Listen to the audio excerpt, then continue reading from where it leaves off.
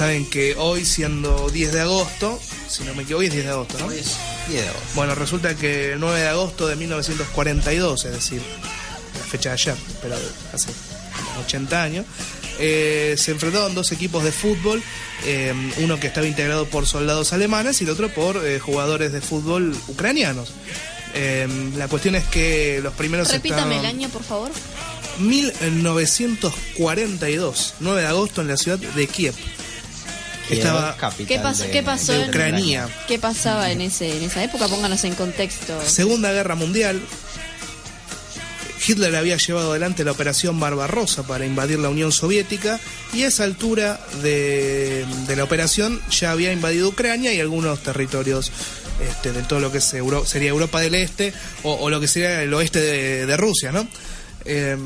La cuestión es que en ese momento Ucrania había sido ocupada y hay tres versiones de esta historia. Hay una que es la versión blanca, digamos, la versión rosa de la historia, en la que todo sale bien y bueno, los ucranianos son héroes. Y hay otra que sería la versión más realista, o por lo menos la versión negra. Hay una versión boluda, sí, digamos. Es que la boluda, a ver, la historia es la siguiente.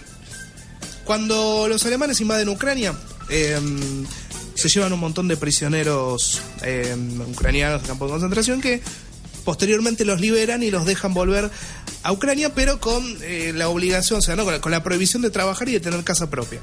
Es decir, muchos, primero ya falta de trabajo y otros a falta de tener un lugar donde alojarse, terminaron viviendo en la calle como mendigos, y entre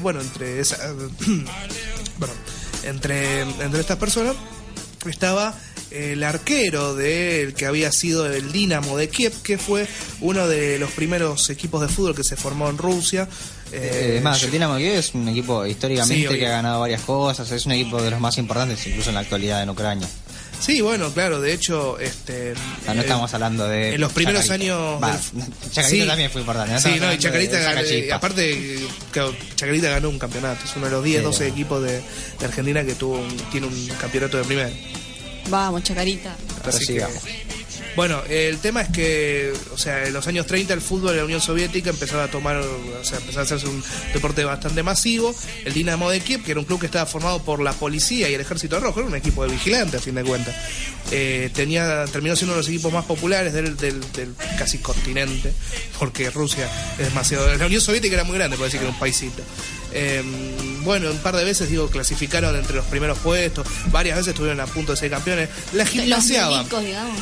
Y era el servicio secreto, la policía y el Ejército Rojo. Los jugadores salían de esos tres cuerpos de seguridad. Así que no eran ningunos nenes de pecho. El tema es que después estaba este muchacho, Nikolai Trusevich, que era arquero del Dinamo, que había terminado viviendo en la calle después de la ocupación alemana y de su posterior liberación del campo de prisioneros. Tipo tiene la suerte que un hombre de apellido, se llama Joseph Kordik, pasa que no encontraba el nombre en principio. El tipo tenía una panadería, Kordik, y le dijo, el tipo era hincha del Dinamo, ¿por qué no venís a laburar conmigo? Me barres el piso, te doy de morfar, te dejo dormir ahí donde están los hornos. Bueno, dale. Y después agarra... ¿No que no podían trabajar? Claro, pero el tipo lo tenía laburando en secreto. O sea, lo tenía escondido laburando... y dormía ahí y le daba de comer a todo. La cuestión es que le dijo, escúchame, vamos a hacer una cosa. Anda a buscar a tus otros compañeros que andan desperdigados por la ciudad, mendigando en la calle. O sea, contexto, para que la gente se contextualice. Riquelme labura ilegalmente en una panadería en Lomas del Mirador y el dueño de la panadería le dice que vaya a buscar a todo el resto del equipo de Boca, Villa Palacios, que está viviendo en Villa Palito, pidiendo monedas en la calle. Bueno, algo así.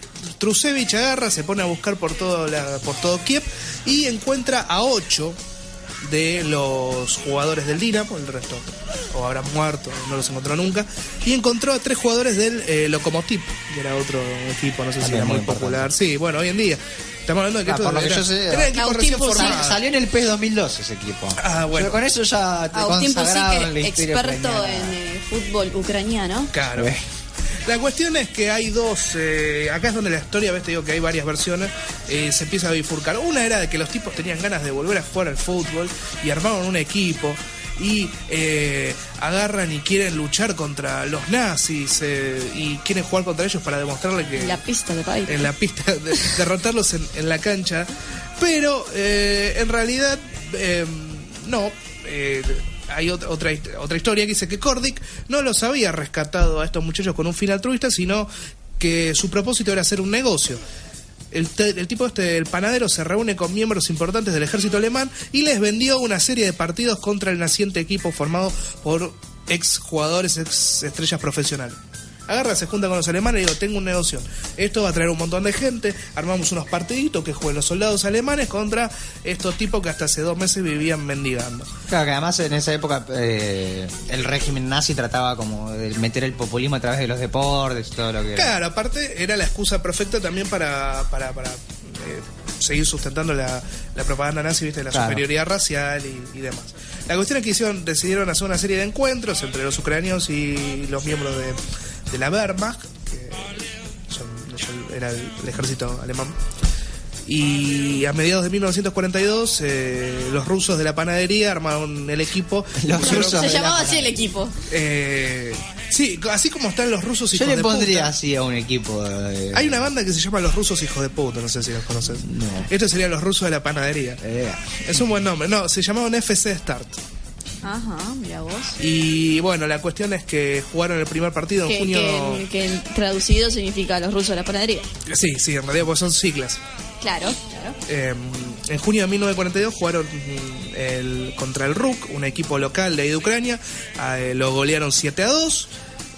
Después se empezaron a medir con equipos integrados por soldados de las fuerzas alemanas o de algunos equipos de húngaros, algunos equipos de rumanos, y en un momento se encontraron con la Luftwaffe, que es la fuerza aérea alemana, y las Waffen-SS, es decir, el cuerpo de élite del ejército alemán, y tuvieron una serie de victorias hasta que, bueno, el 6 de agosto terminaron jugando contra el Flagelf, que era un conjunto formado por militares de la élite de la aviación nazi, y los terminaron cagando a golazos por un 5-1. Los alemanes pidieron revancha y el partido quedó fijado para el 9 de agosto en el estadio del Zenit. Bueno, cuestión para que asegurarse que no iban a perder el partido, porque se estaban jugando el orgullo de su nación y tenían miedo, los alemanes tenían mucho miedo que este partido fuera, o sea, esta serie de derrotas terminaran subiendo la moral del pueblo ucraniano, y en contraposición el ejército alemán se viera un tanto desanimado por... Históricamente los alemanes, la selección alemana tiene muchos logros, pero la mayoría son jugadores de otros países que con nacionalidad alemana. Sí, seguro. O sea, está sobrevalorado el fútbol alemán en cierto sentido. Entonces, no es que uno dice, ¿cómo le ganan los ucranianos a los alemanes? Claro.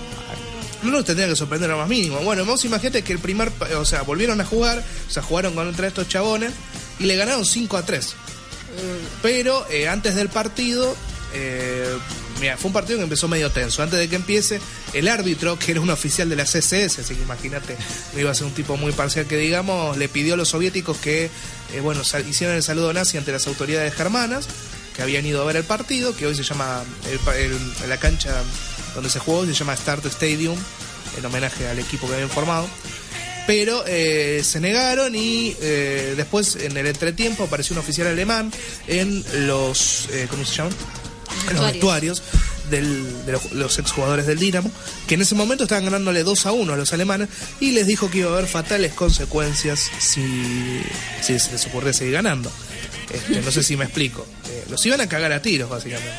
Entonces, bueno, los muchachos se cagaron en todo y dijeron las bolas, y le metieron 3 goles más y terminaron ganando 5-3. Y encima Klimenko, que era el delantero del equipo, realizó una incursión en el área alemana, esquivó al arquero alemán, y cuando todos esperaban el gol se dio vuelta y pateó la pelota hacia el centro del campo. O sea, encima los gozó. Bueno, ¿cómo terminó todo esto? Todos en campo de concentración, todos fusilados, menos uno. Para contar lo que pasó. Claro, que fue el que se escapó y pudo contar. Se llamaba Fedor Fedir Tiuchev, quien pudo escapar.